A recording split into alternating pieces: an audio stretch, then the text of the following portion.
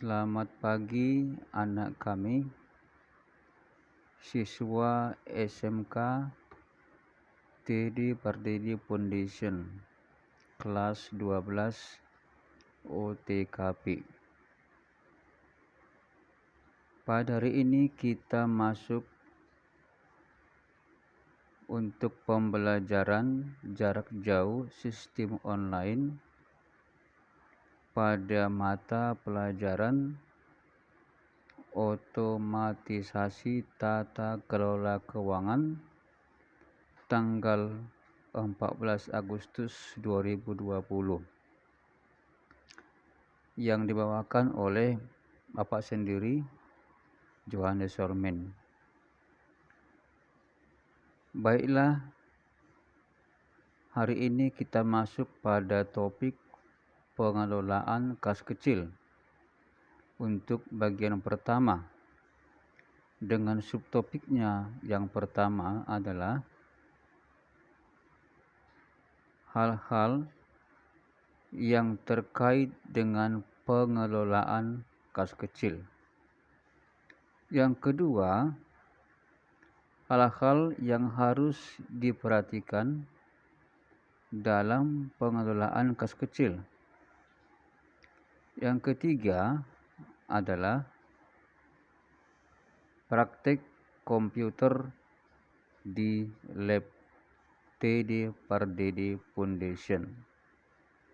Nah, kita sekarang masuk pada topik yang pertama. Pihak yang terkait dengan pengelolaan kas kecil itu ada beberapa. Yang pertama, fungsi kas. Kas itu merupakan simpanan uang dalam jumlah yang besar di bank. Ini berhubungan dengan administrasi kas kecil dan bertanggung jawab dalam pengisian cek. Juga meminta otoritas atas cek dan melakukan penyerahan cek kepada pemegang dana kas kecil. Dengan demikian, pada umumnya fungsi kas digunakan ketika pembentukan dana kas kecil dan pengisian kembali dana kas kecil dilakukan. Fungsi yang kedua adalah fungsi akuntansi. Ini bertanggung jawab dalam hal pencatatan pengeluaran kas kecil, pencatatan transaksi pembentukan dana kas kecil, hingga pengisian kembali dana kas kecil sampai dengan pengeluaran dana kas kecil.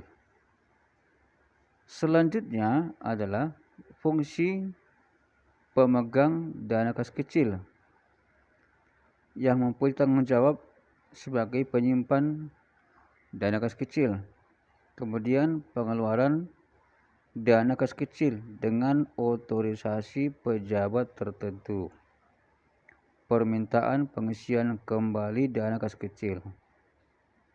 Yang keempat, fungsi yang membutuhkan pembayaran tunai. Ini yang pertama adalah membutuhkan pembayaran tunai, merupakan pihak yang akan menerima pembayaran dari kas kecil. Kemudian fungsi ini mengumpulkan bukti-bukti transaksi, misalnya nota kontan dan kwitansi.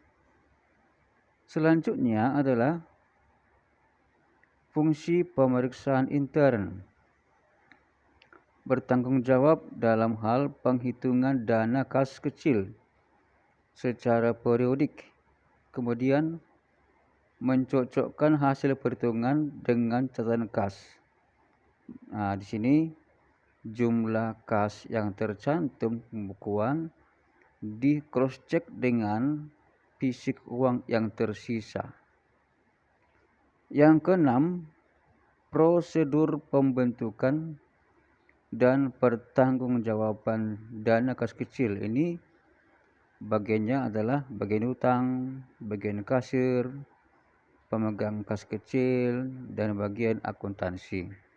Ini nanti akan dibahas lebih lanjut kalau di bagian akuntansi. Selanjutnya adalah kita masuk pada subtopik yang kedua. Hal-hal yang harus diperhatikan dalam pengelolaan kas kecil adalah pertama, penggunaan kas kecil harus sesuai dengan batas maksimalnya. Misalkan kas kecil dicadangkan setiap bulan 6 juta. Tidak bisa pengeluaran melebihi 6 juta. Nah, sebelum habis masa uangnya, sudah diajukan pengisian kembali kas kecil. Selanjutnya, yang kedua adalah kas kecil tidak boleh digunakan untuk simpan pinjam. Tidak ditujukan untuk dipinjamkan. Itu adalah murni digunakan untuk kegiatan administrasi perkantoran. Selanjutnya, bukti pengeluaran kas harus melalui persetujuan kasir kas kecil. Berarti pengajuan uang untuk pengeluaran kas kecil harus disetujui oleh pemegang dana kas kecil. Nanti dia akan memberikan bukti telah terjadi pengeluaran kas kecil. Yang terakhir, bukti pembayaran kas kecil harus dikeluarkan, atau maksudnya bagian kas kecil mengeluarkan bukti adanya pengeluaran kas kecil. Ini adalah bukti internal. Nanti dari luar adalah nota kontan atau faktur jika dia dengan kredit. Selanjutnya kita masuk pada sub pokok yang ketiga. Kita hari ini masuk ke laboratorium komputer TD Pardede Foundation untuk melakukan praktek langsung di komputer. Kita menggunakan aplikasi Microsoft Excel versi 2010. Nah, selanjutnya kita masuk pada kesimpulan. Kesimpulan hanya satu. Dengan kita pelajari tadi, maka pihak-pihak yang terkait dengan pengelolaan kas kecil mempunyai fungsi tugas masing-masing sesuai dengan ketentuan perusahaan. Masing-masing sudah mempunyai tugas masing-masing. Topik kita minggu depan adalah pengelolaan kas kecil bagian yang kedua, melanjutkan topik yang tadi. Dari hasil yang tadi, ada tugas untuk kalian untuk dijawab, nanti dikirim ke Google Classroom atau ke email Bapak nanti. Yang pertama, jelaskan apa yang dimaksud dengan pengelolaan kas kecil. Yang kedua, jelaskan apa yang dimaksud dengan register cek. Silakan dicari jawabannya ya. Jawaban dikirim ke Google Classroom atau email.